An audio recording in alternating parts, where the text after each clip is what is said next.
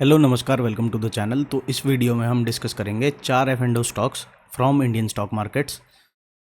ये डिस्क्लेमर मैं पहले ही आपको देना चाहूँगा कि ये मैं आपको ट्रेड नहीं बता रहा हूँ। मेरे टेक्निकल लेवल्स के हिसाब से आपको जाके रियल मार्केट में जाके कोई ट्रेड करने की ज़रूरत नहीं है।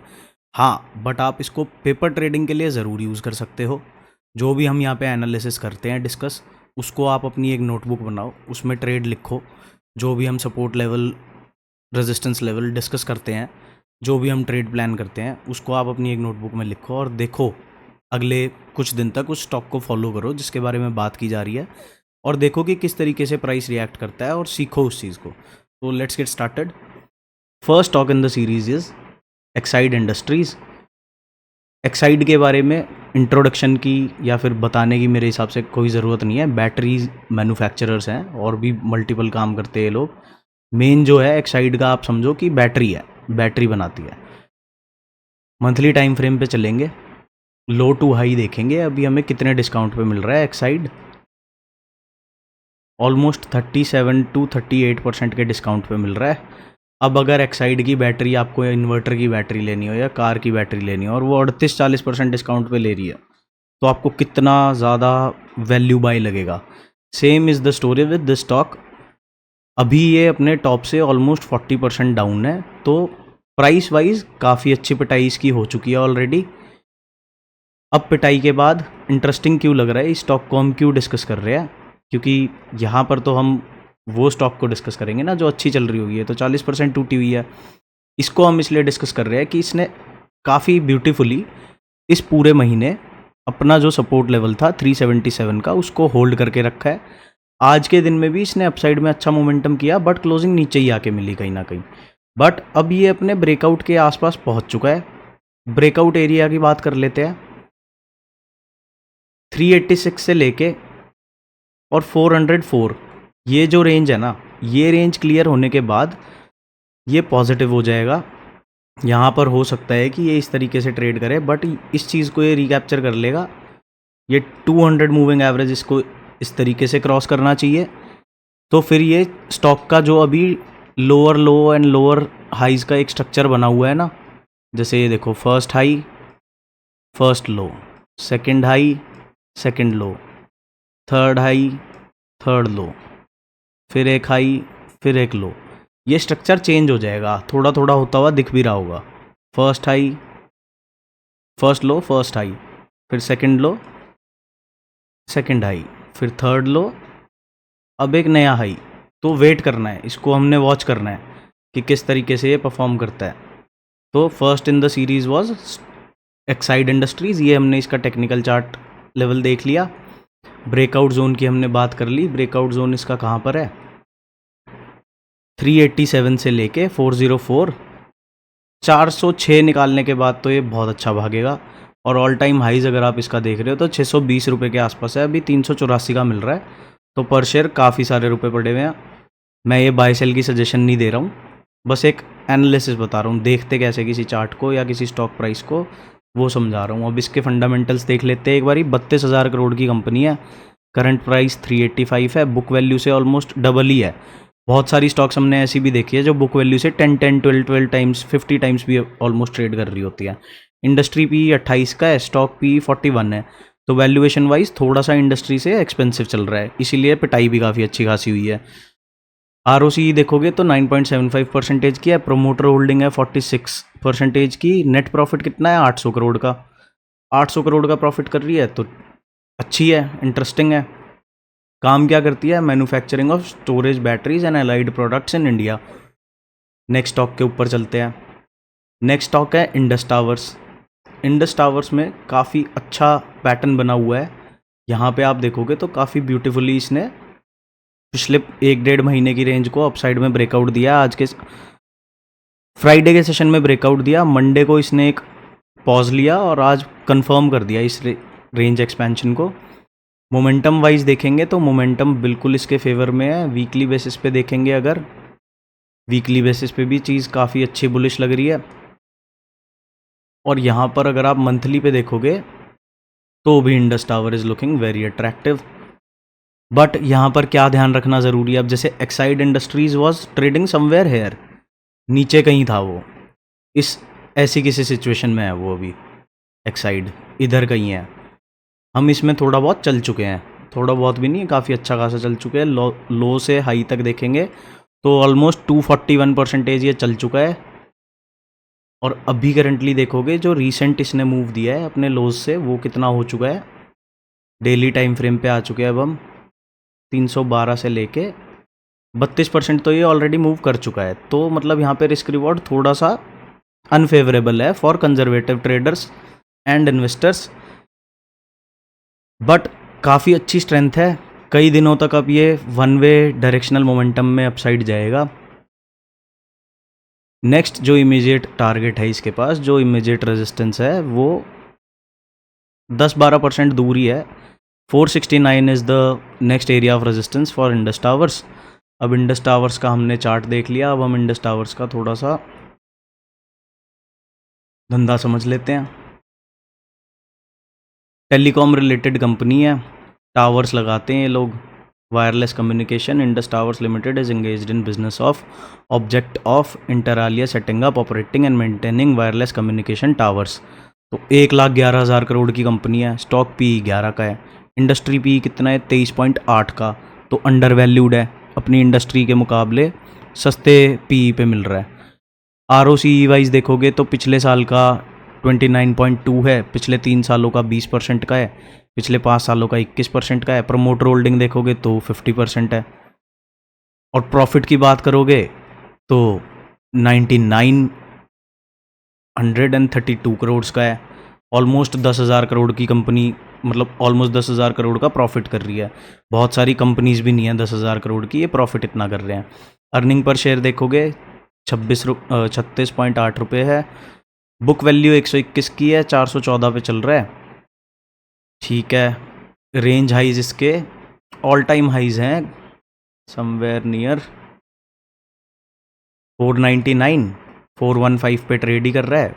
ऑल टाइम हाइज तक भी जाने के लिए कितने परसेंटेज का गेन पड़ा है, 20% का। अगर यहाँ पर कोई एंटर कर रहा है और उसको स्टॉप लॉस भी लगाना है तो स्टॉप लॉस कहाँ होगा, 1:1 से थोड़ा सा ज़्यादा का ट्रेड हो सकता है ये, बट उससे ज़्यादा का नहीं होगा। ऑलमोस्ट हाँ 1:2 का ट्रेड बन जाएगा। यहाँ पे 10% का स्टॉप लॉस बन रहा है। ये मंथली टाइम फ्रेम पे हम बात कर रहे हैं, स्विंग ट्रेडिंग पर्पसेस के लिए।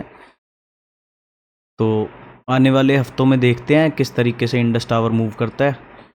टेलीकॉम सेक्टर के अराउंड हाइप अभी है नहीं, बहुत जल्दी आने वाली है। काफ़ी सारे चेंजेस आ रहे हैं टेलीकॉम में। अब इसके एक बारी बात कर लेते हैं। नेट प्रॉफिट हमने देख लिया, नेक्स्ट कंपनी चलते हैं। Next company is Kotak Mahindra bank. Kotak Mahindra bank की अगर हम बात करेंगे तो सबसे पहले चलते हैं कोटक महिंद्रा के फ्यूचर्स वाला चार्ट खोलते इधर। वहाँ पे हमने एक ट्रेड प्लॉट करके छोड़ा हुआ है, इसीलिए अब कोटक को समझते हैं कि कोटक ने क्या किया इतने दिन से। अभी बैंकिंग और फाइनेंशियल सर्विसेज का जो एक रैली चला हुआ था उसमें जो लीडर था वो कोटक ही था। पहले कोटक ने लीड किया था, फिर उसके बाद कोटक वॉज रेंज बाउंड। अब क्या है, यहाँ से ये ब्रेकआउट आया था 2190 के आसपास से। यहाँ पर कौन सा ब्रेकआउट आइडेंटिफाई किया था वो भी बात कर लेते हैं। यहाँ पर जो ये मंथली रेंज एक डेवलप की हुई थी कोटक महिंद्रा बैंक ने इतने सारे सालों से, ऑलमोस्ट 2 नवंबर 2020 से लेके अभी तक कोटक महिंद्रा बैंक यहीं था। बट जैसे ही इसने अपनी ये रेंज ब्रेक की तो यहाँ पर एक मंथली टाइम फ्रेम का ट्रेड ट्रिगर हुआ। 2 महीने इसने कंसोलिडेट किया है और अब फाइनली इस महीने हायर क्लोजिंग देके ये कंफर्म कर देगा मंथली टाइम फ्रेम पे। ये मैं नहीं बोल रहा हूँ, ये चार्ट्स बोल रहे हैं, मैं सिर्फ आप लोगों को कन्वे कर रहा हूँ। और रोज़ देखोगे तो काफ़ी आप भी समझने लग जाओगे कि कैसे चीज़ें चलती हैं। अब यहाँ पे क्या देख रहे हैं हम, ये ब्रेकआउट जो ट्रिगर हुआ वो हुआ कहीं ना कहीं इस एरिया पे 24 मार्च के आसपास। आज हम कहाँ हैं, 24 जून पे हैं। तो अप्रैल में 2 महीने पूरे, जून भी पूरा, 3 महीने हो गए। तो अब Kotak Mahindra is ready to fly. इसको अगर हम देखें वीकली बेसिस पे भी अच्छा दिख रहा है। बट जो स्टॉक्स मूव कर चुकी होती हैं जिसमें मोमेंटम होता है उसमें थोड़ा सा रिस्क भी बढ़ता है। तो यहाँ पे बिना हेज के ये पोजीशंस लेने की ज़रूरत नहीं है। अगर आप बड़ी कैपिटल से ट्रेड करते हो, छोटा मोटा कुछ भी है तो डाल के छोड़ दो, बैठ जाओ आराम से पेपर ट्रेडिंग में, बुक पे लिख लेना बस। नेक्स्ट स्टॉक देख लेते हैं in the series. Kotak Mahindra bank के फाइनेंशियल्स की ज़रूरत नहीं है, बस आपको मैं ये बता देता हूँ कि मार्केट कैप कितने की है और प्रॉफिट कितना है। मार्केट कैप है 4,41,000 करोड़ की, इंडस टावर से 4 गुना ज़्यादा, इंडस टावर से डबल से भी फालतू का प्रॉफिट है। तो कोटक महिंद्रा बैंक के बारे में मेरे ख्याल से कुछ ज़्यादा बताने की ज़रूरत नहीं है, one of the best bank है अपने देश का। नेक्स्ट बात कर लेते हैं पॉलीकैब की।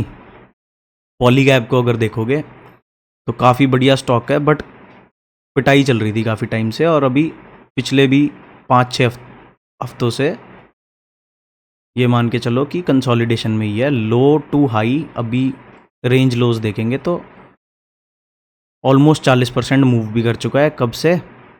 2 अप्रैल से लेके अभी 24 जून तक 40% मूव कर चुका है ये लो टू हाई बेसिस पे।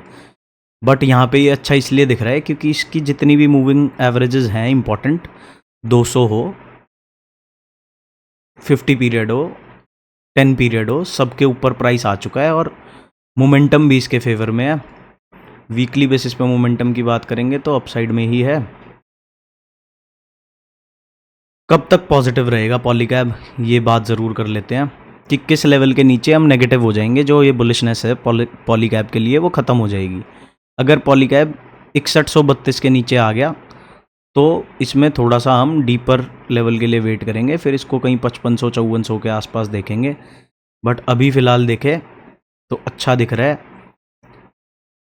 कोई एट दिस मोमेंट एंट्री करना चाह रहा है तो उसका स्टॉप लॉस बहुत ज़्यादा नीचे नहीं,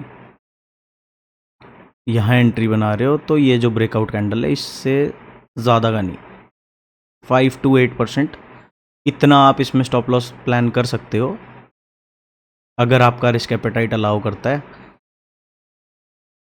वीकली बेसिस पे देख लेते हैं, हाँ ये सही रहेगा, 5% का इसमें स्टॉप लॉस सही रहेगा। और रेंज हाइज अगर हम टारगेट कर रहे हैं तो रेंज हाइज तक आपको ऑलमोस्ट 20% का टारगेट है, तो 1:4 का ट्रेड ये डेवलप हो सकता है। उसके लिए फॉलो करना पड़ेगा इसको और देखना पड़ेगा कि कैसे चल रहा है। अगर 6132 के नीचे पॉलीकैब ने आके किसी भी दिन डेली कैंडल क्लोज दे दी तो फिर ये बुलिशनेस थोड़ी सी साइड में करके और इसको दोबारा से पॉजिटिव होने का वेट करेंगे। पॉलीकैब के बिजनेस को समझ लेते हैं। केबल्स एंड वायर्स, इसको भी देख लेते हैं एक बार। Leading manufacturer in cables and wires, allied products such as UPVC conduits, lugs, glands, range of cables and wires, practically every application. Recently, wide range of consumer electrical products like fans, switches, switchgears, LED, luminaries, solar inverters, pumps. अब जिस हिसाब से हम लोग per capita income पे भी काम कर रहे हैं और पक्के घरों पे भी काम चल रहा है, सारी चीज़ों पे काम चल रहा है, तो ये वाला जो सेक्टर है ये भी बहुत तगड़ा फ्यूचर रखता है। 95,000 करोड़ की मार्केट कैपिटलाइजेशन है, 49 का पी है, एक्सपेंसिव है थोड़ा valuation wise, but earning per share ठीक ठाक है, बुक वैल्यू से ऑलमोस्ट 10 टाइम्स पे ट्रेड कर रहा है। तो इसमें बहुत ज़्यादा फोमो नहीं रखना चाहिए कैश में अगर आप डील कर रहे हो, क्योंकि ये आपको और भी अच्छे मौके देगा और सस्ते रेटों पे भी एक्यूमुलेट करने का टाइम मिलेगा। नेट प्रॉफिट 2000 करोड़ का है। ठीक है, तो ये थी 4 FNO स्टॉक्स जो टेक्निकल वाइज अच्छी दिख रही है। मिलते हैं नेक्स्ट वीडियो में। बाय बाय, जय श्री राम।